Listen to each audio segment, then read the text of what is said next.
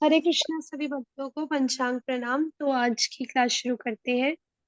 सबसे पहले श्रीला प्रभुपाद जी का आज का कोटेशन करेंगे। श्रीला प्रभुपाद की जय। कीर्तन का अर्थ प्रवचन देना और संगीत के साथ गाना दोनों है।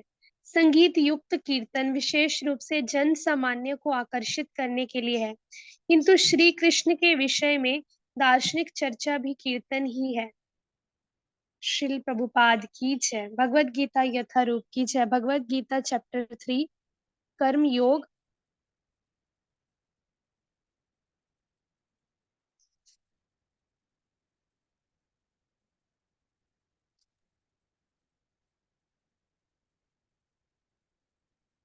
Verse number 15। 15। कर्म ब्रह्मो उद्भवम विधि ब्रह्मा अक्षर समुद्भवम तस्मात् सर्वगतम ब्रह्मा नित्यम यज्ञे प्रतिष्ठितम। वेदों में नियमित कर्मों का विधान है और ये वेद साक्षात श्री भगवान यानी पार ब्रह्म से प्रकट हुए हैं। फलतः सर्वव्यापी ब्रह्म यज्ञ कर्मों में सदा स्थित रहता है। जी माता जी, तात्पर्य।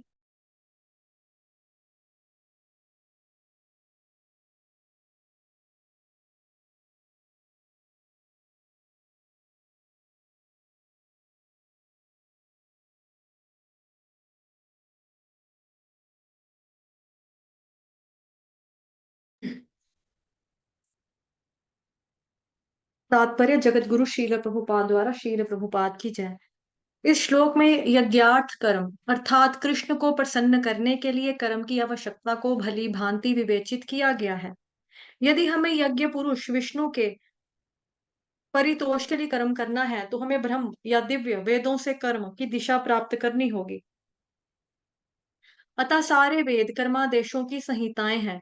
वेदों के निर्देश के बिना किया गया कोई भी कर्म विकर्म या अवैध अथवा पाप पूर्ण कर्म कहलाता है। अतः कर्मफल से बचने के लिए सदैव वेदों से निर्देश प्राप्त करने चाहिए। जिस प्रकार सामान्य जीवन में राज्य के निर्देश के अंतर्गत कार्य करना होता है, उसी प्रकार भगवान के परम राज्य के निर्देशन में कार्य करना चाहिए। वेदों में ऐसे निर्देश भगवान के श्वास से प्रत्यक्ष प्रकट होते हैं। इसके बारे में कल शाम वाली क्लास में भी हमने चर्चा की थी, है ना। फिर है जी, कहा गया है अस्य महत्वभूतस्य निश्वसितम एतद यद ऋग्वेदो यजुर्वेद सामवेदोर्थवा अर्थवा गिरस्थ। चारों वेद यानी कि ऋग्वेद, यजुर्वेद, सामवेद तथा अथर्ववेद भगवान के श्वास से उद्भूत हैं। और ये कहाँ पे बताया गया, इसका वर्णन मिलता है ब्रह्मदारण्यक उपनिषद खंड 4 अध्याय 5 श्लोक संख्या 11। ब्रह्म संहिता से भी प्रमाणित होता है कि सर्वशक्तिमान होने के कारण भगवान अपने श्वास के द्वारा बोल सकते हैं।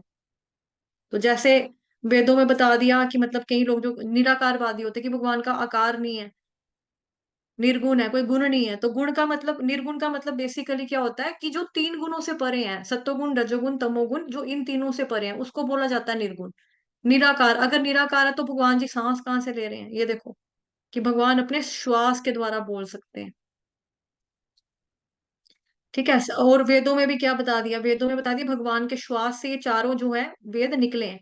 बेसिकली वेद एक ही है, जैसा कि हमने शाम वाली क्लास में भी चर्चा की थी भागवतम महापुराण की, कि वेद पहले एक ही था। लेकिन लोगों के बुद्धि को देखते हुए, लोगों की आयु को देखते हुए, युग परिवर्तनों को देखते हुए व्यास देव जी ने उसको चार भागों में बांट दिया, ऋग्वेद, यजुर्वेद, सामवेद और अथर्ववेद। और भगवान कहते हैं गीता में कि वेदों में तो मेरे बारे में ही बताया हुआ है, वेदों का संकलन करता मैं हूं। तो ये चर्चा हमने कल शाम वाली क्लास में भी अच्छे से डीपे में कर ली थी। ओके। ब्रह्म संहिता से प्रमाणित होता है कि सर्वशक्तिमान होने के कारण भगवान अपने श्वास के द्वारा बोल सकते हैं, अपनी प्रत्येक इंद्रिय के द्वारा अन्य समस्त इंद्रियों के कार्य संपन्न कर सकते हैं। तो उसमें श्लोक आता है ना कि इंद्रियाणि सकलयान्द्रिय वाला, कि मतलब भगवान जैसे हम है, हमें आंखें दी हैं तो हम आंखों से खाली देख सकते हैं, कान दिए तो हम कानों से खाली सुन सकते हैं। हम कान से खाने का काम नहीं कर सकते, आंखों से हम सूंघने का काम नहीं कर सकते। लेकिन भगवान जी की इंद्रियां ऐसी हैं कि भगवान जी की इंद्रियाँ फिक्स नहीं है, कि आँखों से खाली देखना ही है, कानों से खाली सुनना ही है। वो चाहें तो आँखों से बोल सकते हैं, चाहे तो नाक से सुन सकते हैं, नाक से देखना चाहें तो देख सकते हैं, कान से बोलना चाहें तो कान से बोल सकते हैं। वो उनकी इंद्रियाँ ऐसी हैं भगवान जी की। तो ये बहुत बड़ा डिफरेंस है, क्योंकि वो पूर्ण पुरुषोत्तम भगवान श्री कृष्ण है, भगवान है, कुछ भी कर सकते हैं। दूसरे शब्दों में भगवान अपने निश्वास के द्वारा बोल सकते हैं और वे अपने नेत्रों से गर्भाधान कर सकते हैं। तो कोई भी किसी भी इंद्रिय को किसी भी वे में भगवान यूटिलाइज कर सकते हैं अपनी इच्छा अनुसार। वस्तुतः यह कहा जाता है कि उन्होंने प्रकृति पर दृष्टिपात किया और समस्त जीवों को गर्भस्थ किया। इस तरह प्रकृति के गर्भ में बद्धजीवों को प्रविष्ट करने के पश्चात उन्होंने वैदिक ज्ञान के रूप में आदेश दिया। तो इसकी जो यहाँ पे लिखा हुआ है, ये जो है, इसके बारे में 9th अध्याय में भी आप लोगों ने पढ़ा हुआ है और साथ ही 14th चैप्टर में भी आता है, यहाँ पे वहां पे भी देखा है। इस तरह प्रकृति के गर्भ में बद्धजीवों को प्रविष्ट करने के पश्चात उन्होंने वैदिक ज्ञान के रूप में आदेश दिया, जिससे वे भगवत धाम वापिस जा सके। हमें यह सदैव स्मरण रखना चाहिए कि प्रकृति में सारे बद्धजीव भौतिक भोग के लिए इच्छुक रहते हैं। किंतु वैदिक आदेश इस प्रकार बनाए गए हैं कि मनुष्य अपनी विकृत इच्छाओं की पूर्ति कर सकता है और तथाकथित सुख भोग पूरा करके भगवान के पास वापस लौट सकता है। तो जैसे ईशोपनिषद में जब हमने पढ़ा था, तो पहला मंत्र था ना उसका, ओम ईशावास्यमिदं सर्वं यत्किंच जगत्यां जगत्तेन त्यक्तेन भुञ्जीथा मा गृधः कस्य स्विद्धनम्। ओम, उसमें क्या पढ़ा था हमने कि ये सारी चीजें जो है, जड़ वस्तु भी है, जो जड़ है, चेतन है, सब की सब चीजें भगवान जी की हैं। सभी चीजों के ऊपर अधिकार भगवान का है, सभी चीजों के मालिक भगवान है। तो हम लोग यहाँ पर क्या है, अब यहाँ पे बताया जा रहा है, जो मनुष्य जन्म लेता है ना भौतिक संसार में पड़ता है भौतिक भोग के लिए, यहाँ पे लिखा है बद्ध जीव। हम बंधे हुए हैं प्रकृति के 3 गुणों के अंडर, नदी अधीन है ना हम उसके, सत्तो रजो तमो में। तो यहाँ बताया कि प्रकृति के सारे बद्ध जीव जितने भी हैं भौतिक भोग के लिए इच्छुक रहते हैं, कि सबको चाहिए ये हो जाए, ये हो जाए, ये मिल जाए मेरे को, वो मिल जाए, मैं ये हो जाऊं, वो हो जाऊं। ठीक है। और वैदिक आदेश है वो किस तरह से बनाए हुए हैं, मनुष्य अपनी विकृत इच्छाओं की पूर्ति कर सकता है और तथाकथित सुख भोग को पूरा करके भगवत धाम लौट सकता है भगवान के पास।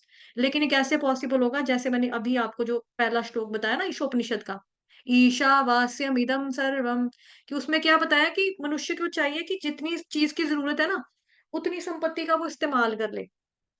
वो वैलिड है, वो माने, उसमें कोई दोष नहीं है, कोई अपराध नहीं है। लेकिन अगर कोई सोचे कि, जैसा कि पहले ही बता दिया, क्लियर हो गया कि भगवान सारे संसार के मालिक है, हर एक वस्तु के मालिक भगवान है, परमेश्वर, सबके ईश्वर, लोकेश्वर, सभी लोकों के ईश्वर, भोक्ता राम यज्ञ तपसाम, सब कुछ उनके आनंद के लिए, सब कुछ उनके भोग के लिए है। हम लोग यहाँ पर ऐसे ही सोचते हैं कि हम भोग कर लेंगे, ये चीज वस्तु हमारी है, बट बेसिकली भगवान की किसी भी वस्तु का अगर हम जरूरत से ज्यादा उपयोग करेंगे, तो वो हमें नहीं करना है, ऐसे हम चोर माने जाएंगे। प्रभुपाद जी इसके लिए एग्जाम्पल भी देते हैं जी के, जैसे कहीं पे इसकी चावल की बोरी खुली हुई पड़ी है, मिल गई, मतलब फट कोई ठेले से लेके जा रहा था, उसकी एक बोरी बेचारे की गिर गई। अब चिड़िया आई वहां पे, चिड़ियों ने दाना चुगा, दाना चुग के उड़ गई। चिड़िया कितना दाना खा लेती, 2 4 दाने, 5 दाने, 10 दाने खाकर उड़ जाएगी। बंदर आया, बंदर ने एक मुट्ठी अपने मुंह में डाली, एक मुट्ठी भरी हाथ में, हाँ वो भी लेकर दौड़ गया। इंसान आया, वो पूरा का पूरा बोरा उठा कर ले गया। तो ये क्या हुआ, ये चोरी है एक तरह की। तो ऐसे ही हमारे में क्या, हमें क्या बताया जाता है कि आपको चीज, अगर आपकी जिंदगी में भगवान जी ने सुख दिया, आपको आपके पास फैसिलिटीज दी हैं, कंफर्ट जोन लाइफ आपको भगवान ने दी है, आप उसका उतना ही उपयोग करो जितना आपके भाग में भगवान ने नियत करके फिक्स करके दिया हुआ कि भाई आपको इतना हक है। अदरवाइज अगर आप ज्यादा जरूरत से ज्यादा करने की, प्राप्ति करने की कोशिश करेंगे, तो फिर क्या होगा, एक तो आप इन 3 गुणों के प्रभाव में आके पाप कर्म भी करोगे। पाप कर्म करेंगे तो कर्म फल के बंधनों में भी हम बंधेंगे, हम भगवत धाम तो फिर नहीं जा सकते ना। तो इंसान को उतना ही यूज करना है जितना, देखो, इच्छाओं की पूर्ति जिसमें कर सकता है, तथा कथित सो कॉल्ड सुख भोग पूरा करके भगवान जी के पास भगवत धाम में लौट सकता है। तो ऐसे तो नहीं लौट पाएगा कि अगर अपनी इच्छाओं की पूर्ति में लगा रहेगा।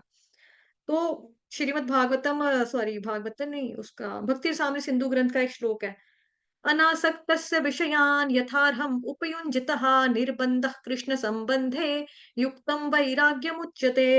इसमें भी ये बताया कि आपको क्या करना है, विषयों से अनासक्त होना चाहिए, जो आपके विषय हैं। इंद्र विषय के जो सब्जेक्ट्स हैं आपके, जो इंद्रियों को संतुष्टि देने वाली जो आपकी चीज़ें हैं, हर पर्सन टू पर्सन डिफरेंट हो सकता है। किसी को खाने में ज़्यादा हो सकता है, किसी को सूँघने की चीज़ें ज़्यादा पसंद हो सकती हैं, किसी को छूने का ज़्यादा मज़ा आ सकता है, किसी को सुनने का, किसी को चलने का, इस तरह से आँखों से कुछ देखने का, अलग-अलग इंद्रियाँ हैं। लेकिन हमें क्या करना है, विषयों के प्रति अनासक्त रहना है और फिर हमें भक्ति करते रहना है। और जो भी चीज़ हमारे पास आती है, विषय का भोग भी अगर आपको करने को मिलेगा, तो विषय का भोग करना है, उपयुक्त करना है, उतना ही करना है जितना आपको ज़रूरत है और जितना भगवान जी ने आपके भाग में फिक्स करके रखा हुआ है। उससे ज़्यादा करेंगे तो हम चोर कहलाए जाएँगे। किसी की प्रॉपर्टी के ऊपर नज़र रखना या किसी की प्रॉपर्टी हमें मिल जाए, इस तरह से चीज़ें सोचना, वो क्या होता है कि हम चोर माने जाएँगे। तो हमें भ भगवान बताते हैं कि ऐसे नहीं लौट सकते हैं। तो चीज़ें अगर दी भी हैं, भगवान जी ने दी हैं, भगवान जी की कृपा से मिली हैं, लेकिन उतना ही इस्तेमाल करें, जितना आपको ज़रूरत है। जैसे वो एक कहावत भी है ना, "उतना ही ले थाली में, व्यर्थ ना जाए नाली में।" तो खाना भी उतना लो जितना आपका पेट भर सकता है, जितने आप खा सकते हो। आपने अगर जूठा ही छोड़ना है, नाली में ही फेंकना है, तो कोई फ़ायदा नहीं है। बट ऐसे तो चोरी हुआ ना कि मतलब जो इंसान बेचारा भूखा है उसको भी खाने को नहीं मिला, परिंदों को भी नहीं डाला आपने, डस्टबिन में डाल दिया, ना किसी कुत्ते को खिलाया, तो फेंका कहाँ? वो एक तरह का गलत हुआ। तो बद्ध जीवों के लिए मुक्ति प्राप्त करने का यह सुनहरा अवसर होता है, अतः उन्हें चाहिए कि कृष्ण भावना भावित होकर यज्ञ विधि का पालन करें। और यज्ञ यहाँ पे कृष्ण भावना भावित वाला यज्ञ कौन-सा है? हरे कृष्ण महामंत्र का संकीर्तन यज्ञ। यहाँ तक कि जो वैदिक आदेशों का पालन नहीं करते, वे भी कृष्ण भावनामृत के सिद्धांतों को ग्रहण कर सकते हैं, जिससे वैदिक यज्ञों के या कर्मों की पूर्ति हो जाएगी। आई थिंक इतना ही है। हरे कृष्णा माता जी। जी माता जी। तो यहाँ पे जो वर्ष है आज का, उसमें बता रहे हैं कि वेदों में नियमित कर्मों का विधान है, और ये जो वेद है वो साक्षात भगवान श्री कृष्ण मतलब पार ब्रह्म से प्रकट हुए हैं, और फलतः सर्वव्यापी ब्रह्म यज्ञ कर्मों में सदा स्थित रहता है। तो यहाँ पे जो है आज वेदों की बात की गई है, वेदों की। तो उसमें क्या बता रहे हैं कि जो वेद है, हम वेद को जैसे लोग इसको मिसअंडरस्टैंड करते हैं, मिसकंसेप्शन है, कुछ कहते हैं कि वेद जो है ये मनुष्यों ने ही लिखे हैं, मतलब ये जो बुक्स है, ग्रंथ है, वेद हो गए। बट ऐसा नहीं है, यहाँ पे क्लियरली बताया गया कि जो वेद है वो साक्षात भगवान श्री कृष्ण से ही मतलब पार ब्रह्म से ही प्रकट हुए हैं। ठीक है। और वेदों का जो हमने वर्ष में भी पढ़ा है, मतलब वेदों का उद्देश्य क्या है? भगवान श्री कृष्ण को जानना, मतलब भगवान को जानना ही वेदों का जो है मेन पर्पस है। तो वेद जो है वो किसी ऐसे इंसान ने नहीं लिखे हैं, वो वेद जो है भगवान से ही प्रकट हुए हैं। मतलब अगर कुछ तो भगवान के इनकारनेशन मतलब जो होते हैं उन्होंने ही मतलब लिखी है वेदों को।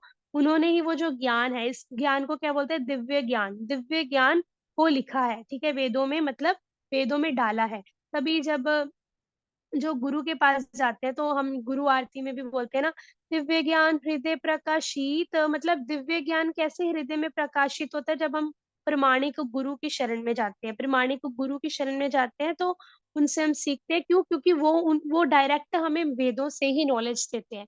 तो यहाँ पे क्या है कि कृष्ण भगवान को हमें प्रसन्न करने के लिए कर्म की आवश्यकता जो होती है, जरूरत होती है, उसके बारे में बताया गया है।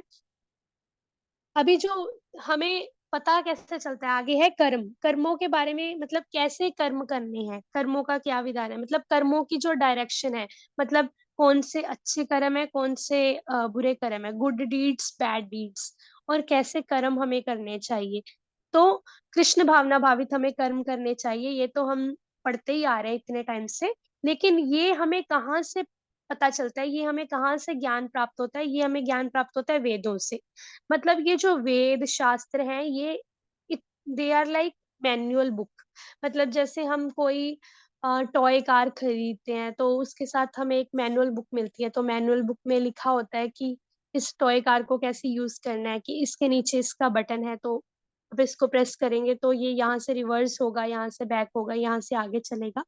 तो वैसे ही जो वेद शास्त्र है वहां से हमें मतलब क्या क्या करना चाहिए, वो हमें वेद शास्त्रों से ही पता चलता है। तो ये जो वेद है ये हमारे लिए क्या है? एक मैनुअल बुक के जैसे है।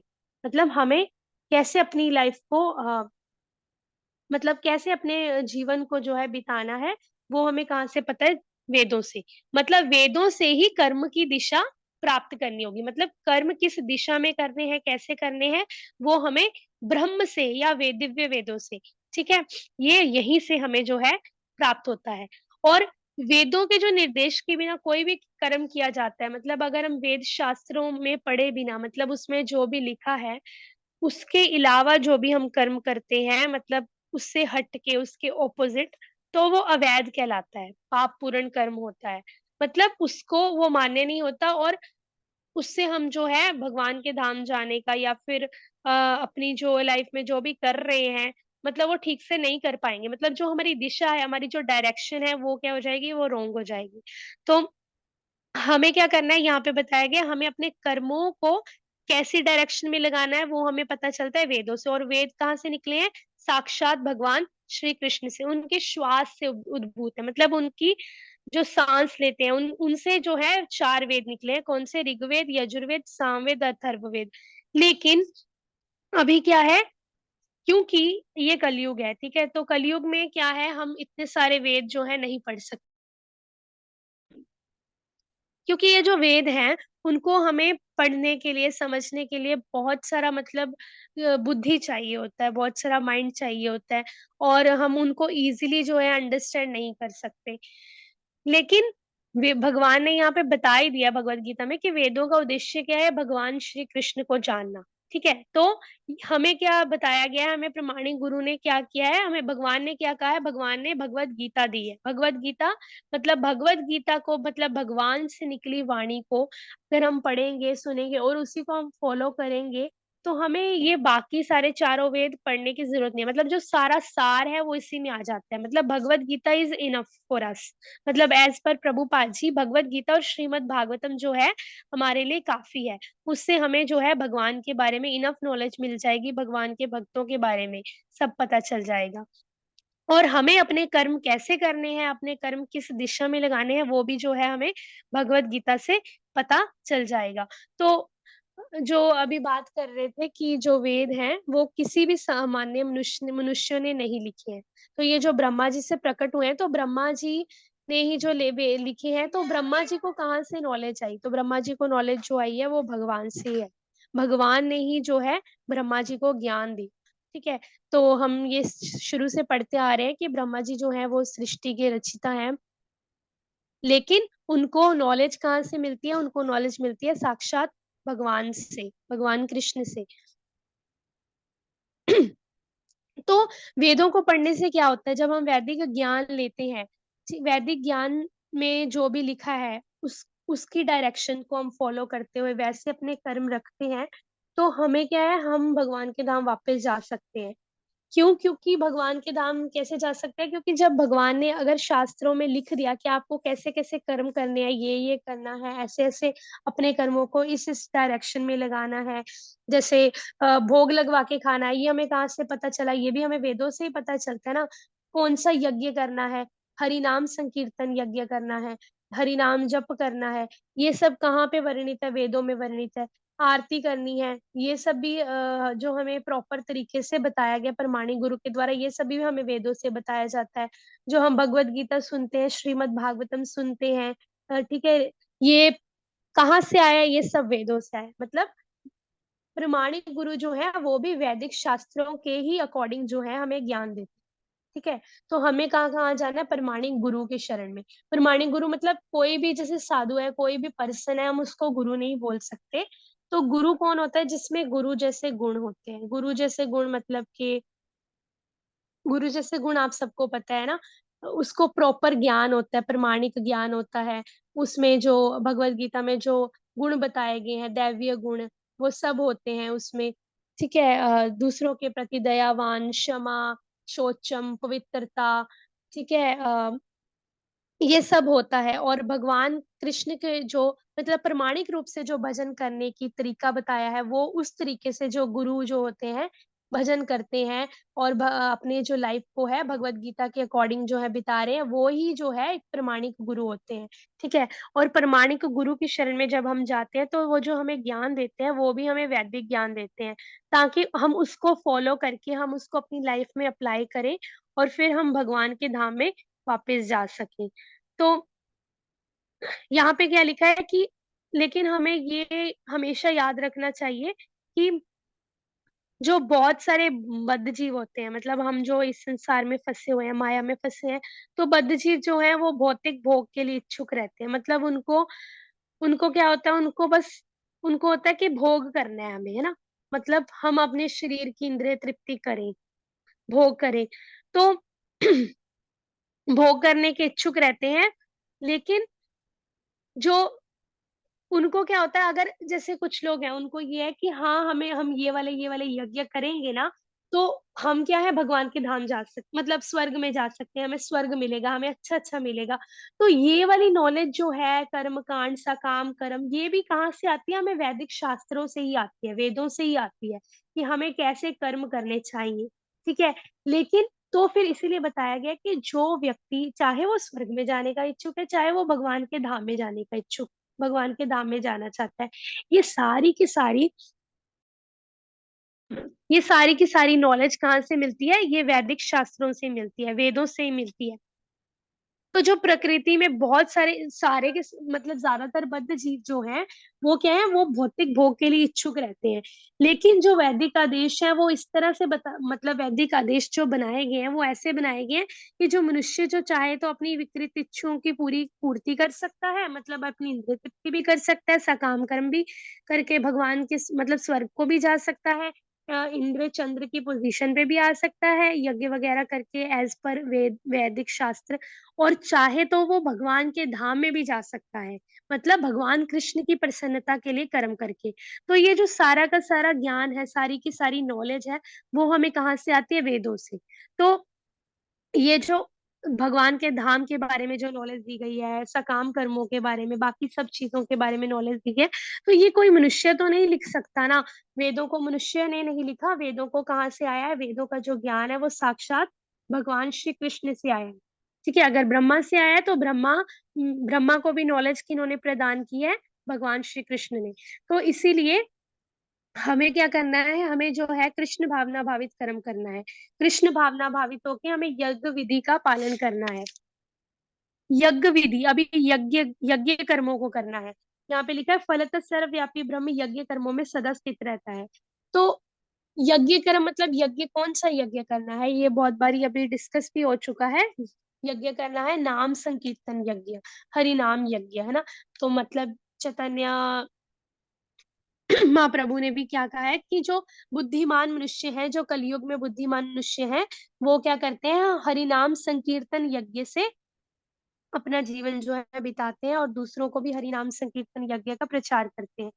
तो जब हम हरि नाम संकीर्तन यज्ञ करेंगे, ठीक है, और जो भी है भोग लगवा के भगवान को खाएंगे और यज्ञ विधि का प्रॉपर पालन करेंगे, कृष्ण भावना भावित होकर, कृष्ण कॉन्शियसनेस में रह के, तो हमारे लिए जो है, दैट मीन्स क्या कर रहे हैं हम, साक्षात हम वेदों का पालन कर रहे हैं, मतलब भगवान श्री कृष्ण का पालन कर रहे हैं ना, क्योंकि वेद कहाँ से है, भगवान से। तो अगर हम ऐसे हरि नाम संकीर्तन यज्ञ करेंगे तो हम डायरेक्ट भगवान श्री कृष्ण की बात को मान रहे हैं। ठीक है। तो यहाँ पे लिखा है कि जो लोग नहीं करते, वो क्या है, वो अवैध तरीके से अपना जीवन बिताते हैं। अवैध मतलब इलीगल, मतलब जो मान्य नहीं होता। ठीक है। तो जैसे कि कोई फोर्स पर्सन है, तो वो कोई गवर्नमेंट जॉब है उसकी, ठीक है, मान लो वो इलेक्ट्रीशियन डिपार्टमेंट में है, ठीक है, बिजली विभाग में है। तो उसको जो है वो गवर्नमेंट के अकॉर्डिंग काम कर रहा है, मतलब उसको जैसे जैसे बताया जाता है अपने हेड के द्वारा, मैनेजर के द्वारा, मतलब इतने टाइम से लेके इतने टाइम तक बिजली जो है बंद रखनी है, इतने टाइम तक चलानी है, बिजली ऑन कर देनी है। ठीक है। इस एरिया में जो है बिजली आनी चाहिए और इस एरिया में बिजली नहीं आनी चाहिए। तो वो कैसे काम कर रहा है वो, और वो कहाँ पे रह रहा है, उसको गवर्नमेंट ने फ्लैट भी दिया है, उसी गवर्नमेंट में के फ्लैट में रहते हुए वो गवर्नमेंट के लिए काम कर रहा है, बिजली विभाग के मैनेजर्स के अकॉर्डिंग काम कर रहा है। तो वो क्या काम कर रहा है, वो उनके अंडर में काम कर रहा है ना, उनके डायरेक्शन में काम कर रहा है, अपने काम को, अपने कर्म को उनके अकॉर्डिंग कर रहा है, जैसे जैसे वो बोल रहे हैं वैसे वैसे वो बिजली जो है दे रहा है ना, स्विच ऑन ऑफ कर रहा है। लेकिन अगर वो उनके जो भी है, जो उनके मैनेजर हैं, हेड हैं, अगर वो उनके अकॉर्डिंग काम नहीं करता पर्सन, ठीक है? उनके अकॉर्डिंग वो बिजली की व्यवस्था नहीं कर रहा, सिस्टम नहीं चला रहा, गड़बड़ कर रहा है, तो दैट मीन्स वो क्या हो जाएगा, वो इल्लीगल वे से कार्य कर रहा है ना? तो उसको क्या होगा, उसको उसका दंड भी भोगना पड़ेगा और फिर हो सकता है कि उसको जॉब से भी निकाल दिया जाए, उससे उसको जो फ्लैट दिया गया है गवर्नमेंट ने की तरफ से रहने के लिए, वो भी उससे वापस ले लिया जाए। तो वैसे ही जब हम वैदिक शास्त्रों के अकॉर्डिंग कार्य करते हैं, ठीक है? मतलब हमें ये जो ऋग्वेद, यजुर्वेद, सामवेद, अथर्ववेद इन सबको पढ़ने की ज़रूरत भी नहीं है, हमें क्या पढ़ना है, हम सिर्फ भगवद गीता और भागवतम के श्रीमद् भागवतम के अकॉर्डिंग चलना है।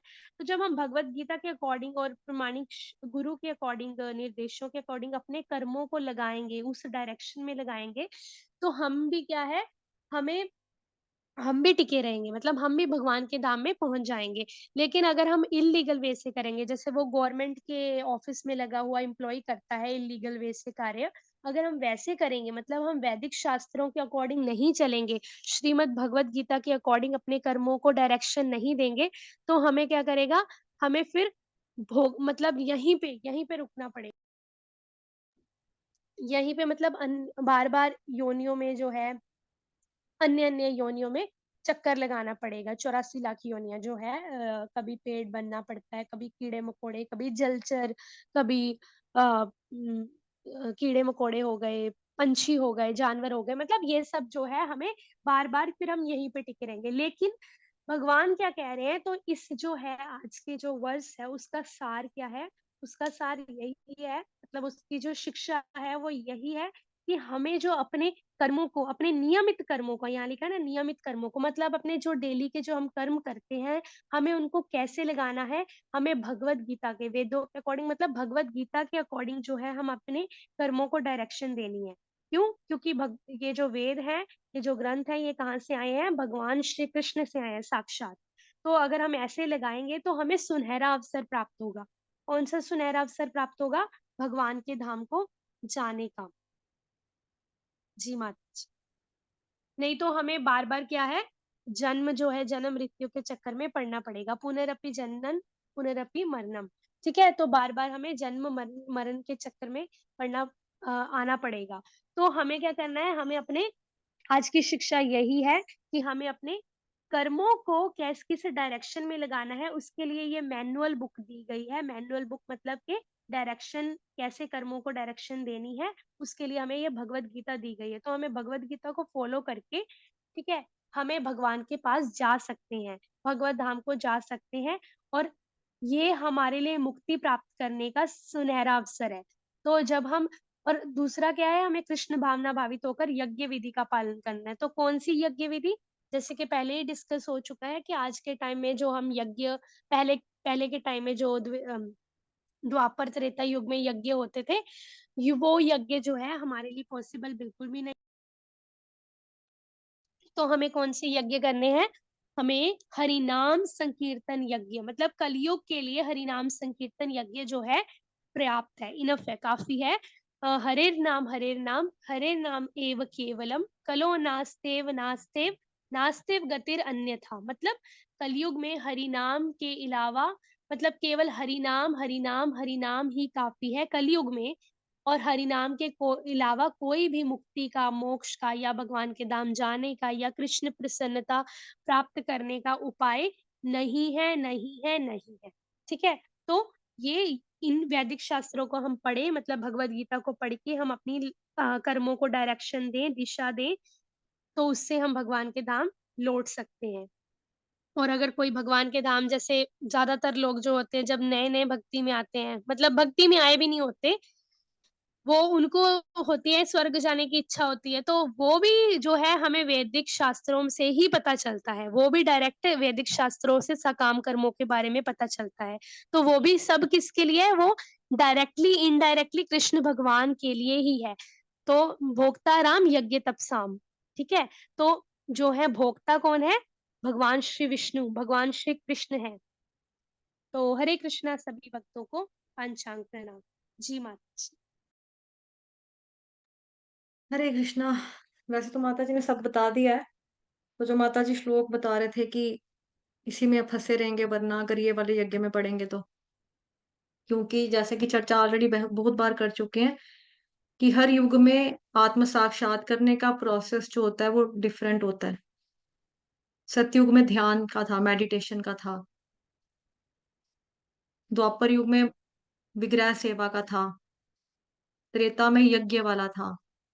अभी कलयुग है, तो कलयुग में हम लोग खुशकिस्मत हैं कि हम लोग भगवान जी के अर्च विग्रह की सेवा भी करते हैं। और कलयुग में महामंत्र बताया गया, हरे कृष्ण कृष्ण कृष्ण हरे हरे, हरे राम राम राम हरे हरे। कलयुग में संकीर्तन यज्ञ ही महत्वपूर्ण है। अगर ये नहीं होगा तो फिर क्या होगा? पुनरपि जननम पुनरपि मरणम, पुनरपि जननी जठरे शयनम, इह संसारे बहुदुस्तारे कृपया पाहि मुरारे, भज गोविंदम भज गोविंदम मूढ़मते। तो जैसे हरेर नाम हरेर नाम केवलम, उधर भी तीन तीन बार बताया ना, हरि का नाम लो, हरि का नाम लो, हरि का नाम लो। इसके अलावा और कोई उपाय? नास्ते ऐव नास्ते ऐव नास्ते ऐव, नहीं है नहीं है नहीं है। तो यहाँ पर भी क्या है? भज गोविंदम गोविंदम भज मूढ़ मते। यहाँ पर भी तीन तीन बार बता रहे हैं कि गोविंद का नाम ले लो, मूढ़ मते। तो बेवकूफ लोगो, गोविंद का नाम ले लो, मूढ़ मूढ़ मते, जिसको अक्ल नहीं आ रही, जिसको समझ नहीं है। तो बार बार जन्म लेना, बार बार मृत्यु करनी, बार बार माता के गर्भ में शयन करना, इस संसार से पार जा पाना बहुत ज्यादा मुश्किल है। तो हे कृष्ण, हमारी रक्षा करो, गोविंद को भजो, गोविंद का नाम लो, गोविंद से प्रेम करो। भज गोविंदम भज गोविंदम मूढ़ मते। क्योंकि भगवान के नाम जप के अलावा इस भव सागर से पार लेके जाने का अन्य कोई रास्ता नहीं है हमारे पास। तो जैसा कि माता जी ने बोला कि भगवत गीता जो है ये मैनुअल है ना? तो मैनुअल में क्या है? मैनुअल एक तरह से क्या है, जो एम है, एम का मतलब क्या हुआ? मेडिसिन वाला शास्त्र है, एक तरह की दवाई है ये। हरे कृष्ण महामंत्र भी क्या है? ये भी एक तरह की दवाई है।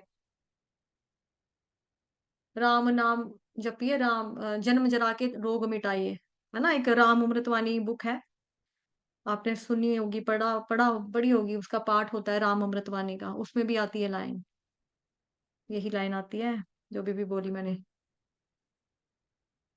कि सभी रोगों की ये औषधि है। राम नाम की औषध खाइए, जन्म जरू के रोग मिटाइए, नाशे रोग, ऐसे करके आती है वहां पे लाइन भी, राम अमृतवाणी में। तो मेडिसिन का कार्य करते हैं हमारे शास्त्र, हरे कृष्ण महामंत्र।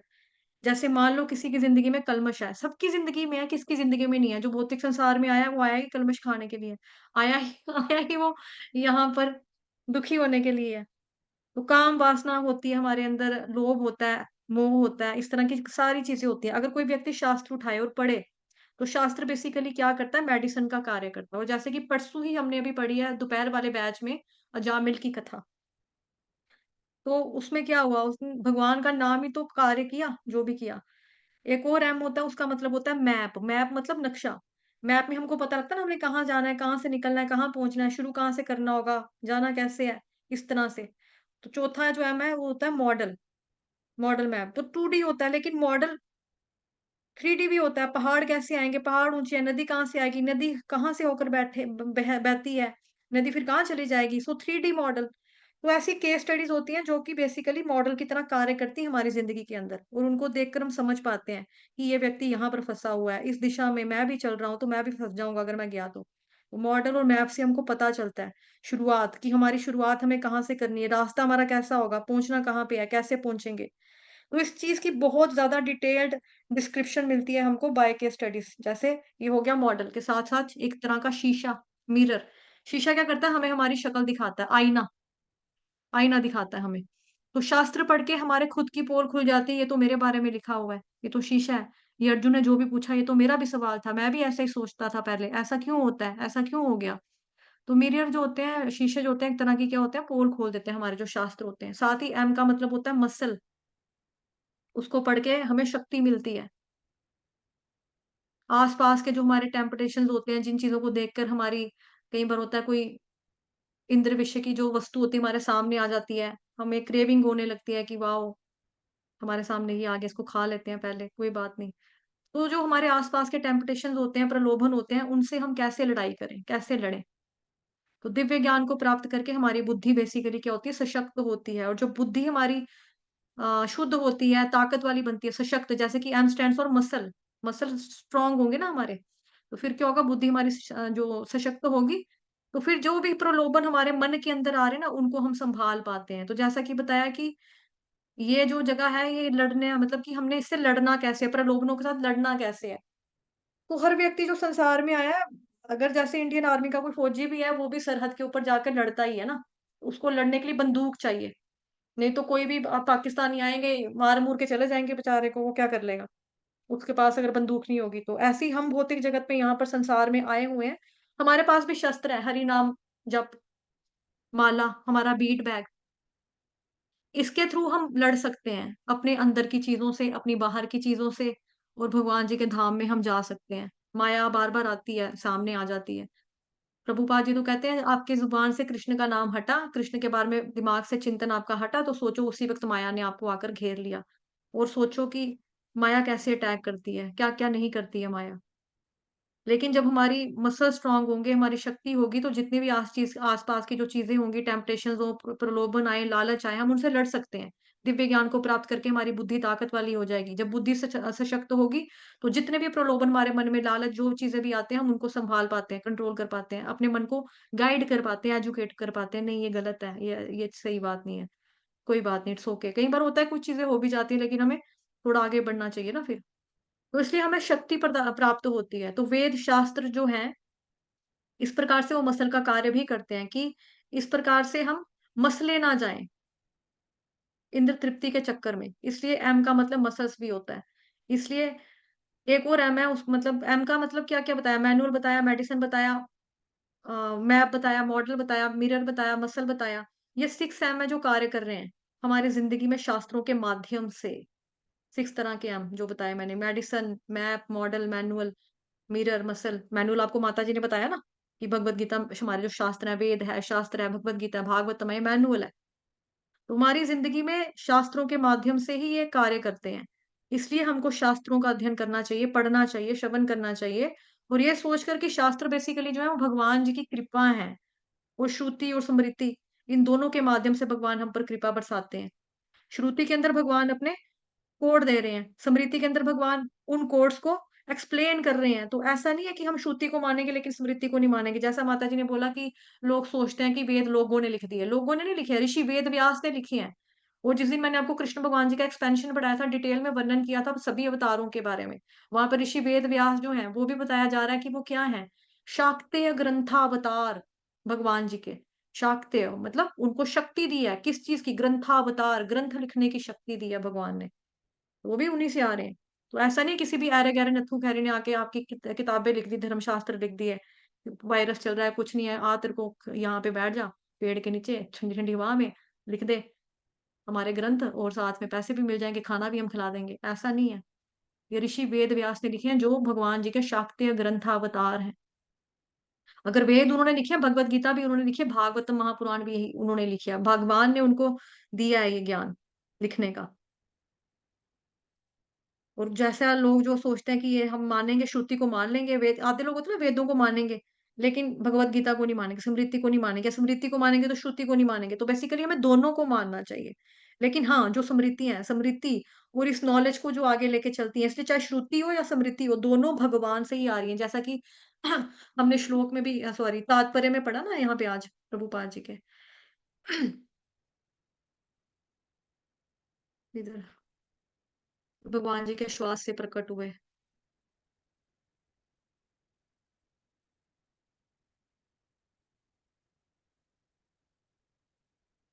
ऊपर पड़ा था, यहाँ पे था कहीं पे कि भगवान के श्वास से ये रहा, कि चारों वेद कहाँ से? भगवान के श्वास से उद्भूत हैं। भगवान गीता के 15वें अध्याय के 15वें श्लोक में भी कहते हैं ना, वेदैश्च सर्वैरहमेव वेद्यो, कि वेदों का संकलन करता मैं हूँ, वेदों में जो ज्ञान दिया मेरे बारे में दिया है। अगर किसी व्यक्ति को देखना है, जानना है, वेदों को नॉलेज, वेदों से नॉलेज प्राप्त गेन करना है, तो वेदों में तो ज्ञान ही मेरे बारे में दिया गया है। और भगवान अपने श्वास के द्वारा बोल सकते हैं, जो कहते हैं निराकार है। आकार ही नहीं है तो फिर कोई बोलेगा कैसे? कैसे बोलेगा? है ना? तो सोचने की बात है ये सारी। तो श्रुति और स्मृति वो दोनों ही हमें मानने चाहिए क्योंकि दोनों भगवान से आ रहे हैं। तो ऐसे लोग जो समाज में सिर्फ़ उत्पात मचाते हैं कि श्रुति, स्मृति, पुराण आदि पंचरात्र शास्त्र जिनको भी भगवान की विग्रह सेवा के बारे में बताया है, जो इनको नहीं मानेंगे, वो कहेंगे खाली ये तो एक तरह से ऐसे लोग क्या करते हैं, धर्म के नाम के ऊपर लड़ाइयाँ झगड़े करते हैं, फसाद करते हैं, उत्पात मचाते हैं। इसलिए हमको इन ऐसे उत्पातियों से बचना चाहिए। तो प्रभुपाद जी साफ बोलते थे कि जो मायावादी होते हैं ना, इनसे इनके पास नहीं जाना, इनसे बातें-बुत्ते ज़्यादा करने की ज़रूरत नहीं है, इनसे परे रहना। नहीं तो आप लोगों का भी दिमाग खराब कर देंगे, आप लोगों की भी भक्ति को ये खिला देंगे ऐसे ही। क्योंकि उनके अपने डाउट्स तो क्लियर नहीं होते, और ये हमको क्यों बोला जाता है, बिकॉज़ जब हम भक्ति में नए-नए होते हैं, हमारी श्रद्धा कोमल होती है। कोमल श्रद्धा वाला व्यक्ति जो होगा, उसकी तो श्रद्धा हिल जाती है। इसलिए हमें प्रभुपाद जी बोलते थे कि ऐसे उत्पातियों से आपको बचना है। तो हमें भगवान को मानना चाहिए, सबको मानना चाहिए हमें, क्योंकि अगर हम शास्त्र मान रहे हैं, लाइक मतलब हम वेदों को मान रहे हैं, पुराण में मान रहे हैं, इतिहास मान रहे हैं, उपनिषद मान रहे हैं 108, और पुराणों को मान रहे हैं, तो ग्रंथराज श्रीमद् भागवतम महापुराण, उसको तो ग्रंथों का राजा कहा जाता है। ये सब के सब जो है बेसिकली भगवान से ही आ रहे हैं, ठीक है? जैसा कि अनुवाद में भी लिखा हुआ आज के। वेदों में नियमित कर्मों का विधान है, और ये वेद साक्षात श्री भगवान यानी कि पर ब्रह्म से प्रकट हुए हैं। फलतः सर्वव्यापी ब्रह्म यज्ञ कर्मों में सदा स्थित रहता है ना? ये भी हमने माता जी ने अच्छे से एक्सप्लेन करवा दिया आप लोगों को। तो हमारा यही है मेन चीज़, कि हमें पहले भगवान जी को, जैसे यहाँ पे भी लिखा है, ऊपर श्लोक में था ना, यहाँ पे है जो माता जी ने पढ़ा था। ये देखो, नित्यं यज्ञे प्रतिष्ठितम्। भगवान यज्ञ में प्रतिष्ठित होते हैं, इसका मतलब ये है, यज्ञ में प्रतिष्ठित होते हैं, इसलिए यज्ञ के माध्यम से भगवान स्वीकार करते हैं। यानी भगवान को जो भोग लगाना है, लगता है, भगवान के विग्रह को जो भोग लगता है या यज्ञ में जो अर्पित करते हैं, यज्ञ के माध्यम से भगवान स्वीकार करते हैं, क्योंकि वो भगवान विष्णु का मुख है ना, जिसमें हम स्वाहा स्वाहा भी करते हैं। तो भगवान विग्रह में भी है और चारों ओर भी है, लेकिन विग्रह से वो स्वीकार करते हैं। अब हम जब शास्त्र पढ़ते हैं, इससे हमें लाभ होते हैं, ठीक है? तो लाभ क्या होते हैं, वो सारे बताए मैंने आपको, कि कितनी तरह के एम है। है ना? और यहाँ पे क्या लिखा है, ब्रह्माक्षर समुद्भवम, ब्रह्माक्षर समुद्भवम। इसमें क्या है, इनका प्राकट्य किनसे हुआ है, भगवान से हुआ है, पर ब्रह्म से हुआ है। इसलिए ये शास्त्रों का जो सोर्स है, वो वास्तव में क्या है, ब्रह्मा अक्षर समुद्भवम, भगवान जी से। इनका प्राकट्य कहाँ से हुआ, भगवान से हुआ है, पर ब्रह्म से हुआ है। इसलिए ये सारे शास्त्रों का सोर्स बेसिकली भगवान जी ही हैं। और प्रभुपाद जी ने क्या बताया तात्पर्य के अंदर, कि किस प्रकार से जब सृष्टि हुई, तो सृष्टि के साथ ही मैनुअल भी दिए गए, जैसा माता जी ने भी आपको बताया, है ना? तो शाम वाली क्लास में भी जैसे हमने चर्चाएँ की थी, कि इनको हम बोला जाता है कि भई आपका पंचम वेद में आता है, श्रीमद् भगवद गीता, भागवतम, महापुराण पंचम वेद में आता है, ठीक है? तो पंचम वेद जो है वो भी किसी ऐसे ने नहीं लिखा है, पता नहीं कहाँ से आ गया, इसको क्रॉस करना है। तो पंचम वेद भी जो है वो इधर से ही है सारा, ठीक है? आज के लिए इतना ही।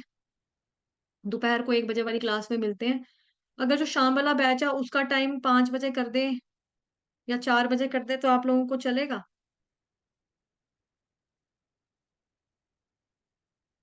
हरे कृष्णा। एक ओह सॉरी, मैं आप लोगों को 1 मिनट।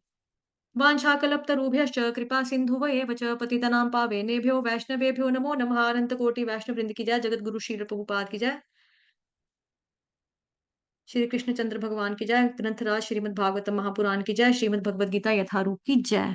आप भक्तों की जय।